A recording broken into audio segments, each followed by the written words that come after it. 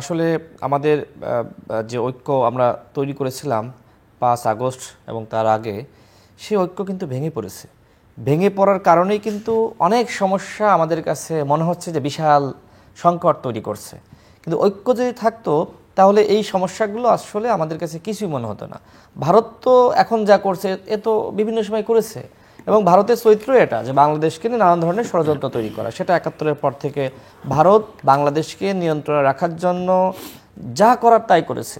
যখন বিএনপি জামাত সরকার ক্ষমতায়, তখন তো পুরোটা সময় ভারত চক্রান্ত ষড়যন্ত্র করেছে। তারপরেও কিন্তু ওইভাবে ভারত আপনার ওই বাংলাদেশের মানুষের ক্ষতি করতে পারেনি, কারণ ওই সরকার ঐক্যবদ্ধ ছিল, জনগণ ঐক্যবদ্ধ ছিল। আওয়ামী লীগ হয়তো সবসময় ভারতের সাথে ছিল, কিন্তু এদেশের অধিকাংশ মানুষ ঐক্যবদ্ধ থাকার কারণে সমস্যাগুলো আমাদের সামনে আসেনি বা প্রকট আকার ধারণ করেনি। কিন্তু যে মানুষগুলো ঐক্যবদ্ধ ছিল আওয়ামী লীগ ব্যতীত, সেই মানুষগুলো আবার কিন্তু বিচ্ছিন্ন হয়ে গেছে। দেখেন, আওয়ামী লীগ তো আছেই ভারতের সাথে, কিন্তু আমরা যারা আওয়ামী লীগকে হটালাম, ভারতীয় তাবেদার আওয়ামী লীগকে হটালাম, আমরা যখন এই 5 আগস্টের পরে নিজস্ব এজেন্ডা এবং সরকারের ভুল ভ্রান্তি নানান কারণে আমরা কিন্তু ভিন্নমত পোষণ করছি, আমাদের মত পার্থক্য পরিলক্ষিত হয়েছে। সে কারণে কিন্তু সমস্যাগুলো এখন পরিলক্ষিত হচ্ছে। সরকারের পক্ষ থেকে জাতীয় সংলাপের আহ্বান করলো। এই সংলাপ কেন ডাকলো? অবশ্যই সরকার কোনো সংকট মনে করছে, কোথাও কোনো সমস্যা মনে করছে, এই কারণেই সব দলকে ডাকলো। আমরা এই প্রস্তাব কিন্তু আগেই দিয়েছি। আমরা বারবার বলেছি যে জাতীয় সংলাপের আহ্বান করেন, সকল দলকে নিয়ে বসেন, দলগুলোর সাথে দূরত্ব তৈরি করেন। দূরত্ব তৈরি হয়েছে, সেগুলো কমান।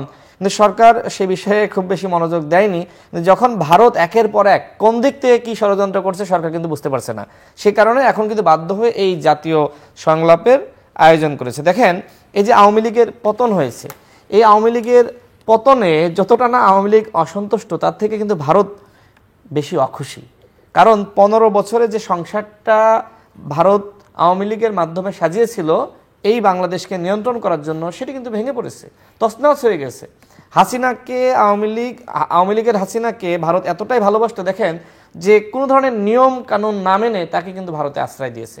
এবং বাংলাদেশ গভর্নমেন্টের পক্ষ থেকে বারবার বলা হচ্ছে যে শেখ হাসিনা সহ এমনকি রেড অ্যালার্ট জারি করা হয়েছে, তারপরেও শেখ হাসিনা, ওবায়দুল কাদের যারা পালিয়ে গেছে পতিত স্বৈরাচারের, তাদেরকে ফেরত দিচ্ছে না, কোনোভাবেই দিচ্ছে না, এবং আমরা মনে করি কোনোভাবেই তারা দিবে না।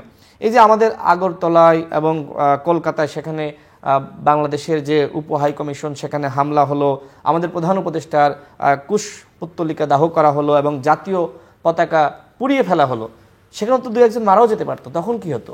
অর্থাৎ যে ভিয়েনা কনভেনশন, সেটা কিন্তু লঙ্ঘন করা হচ্ছে, এবং এই ব্যাপারে সরকারের পক্ষ থেকে আমরা মনে করি পদক্ষেপ নেওয়া দরকার। এবং দেখেন যে একজন বিজেপি নেতা শুভেন্দুবাবু, তিনি বারবার কিন্তু হুমকি দিচ্ছেন, সীমান্তে অবরোধ সৃষ্টি করছেন, নানান ধরনের বিশৃঙ্খল আচরণ করছেন।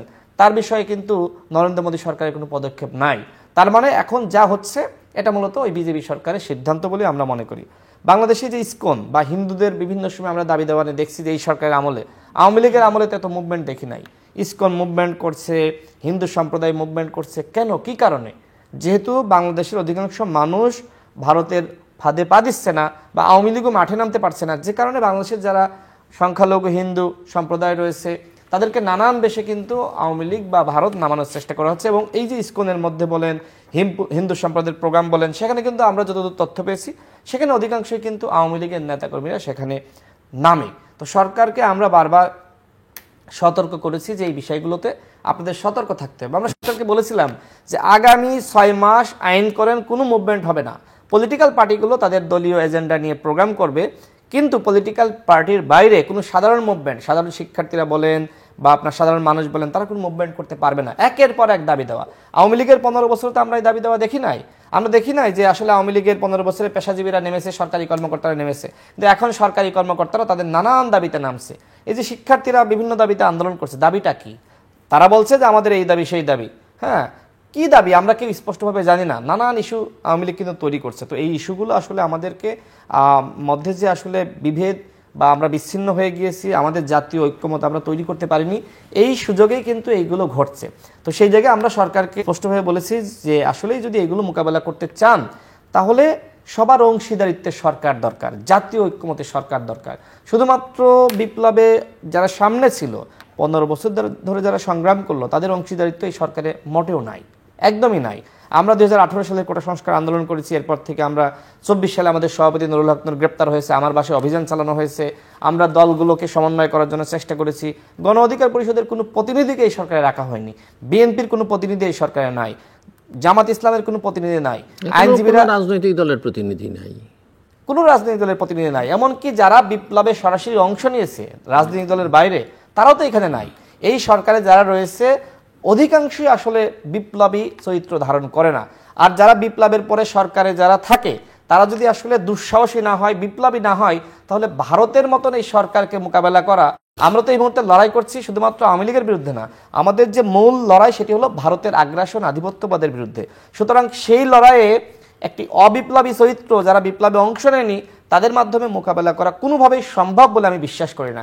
সে কারণে অন্যান্য দল বলে না, কিন্তু আমাদের দলের পক্ষ থেকে আমরা বলেছি যে জাতীয় ঐক্যমতে সরকার দরকার, জাতীয় ঐক্য সংহতি সৃষ্টি করতে হবে এবং এই সরকারে সবার অংশীদারিত্ব নিশ্চিত করতে হবে। তাহলেই কিন্তু সবাই মনে করবে যে সরকারে আমার প্রতিনিধিত্ব আছে এবং সরকারকে অন করবে। অন্যথায় মুখে মাত্র বলতে পারে যে হ্যাঁ আমরা সরকারের সাথে আছি, কিন্তু আসলে কাজ করবে না।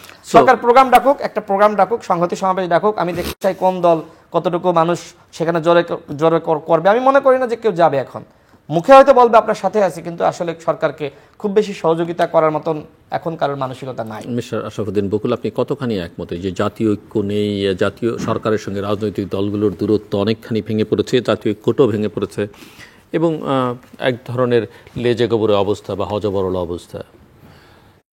আসলে আমরা জুলাই অগাস্টের আন্দোলনের যে একটা স্পিরিট ছিল, সেই স্পিরিটটা নর্মালি বিপ্লবের পর একটু সীমিত হয়, বা বিপ্লব হওয়ার পর যদি বিপ্লবী সরকার হয় তাহলে সরকারটা সে বিপ্লবী হওয়ার দরকার, এবং সেরকম স্পিরিট থাকতে হবে।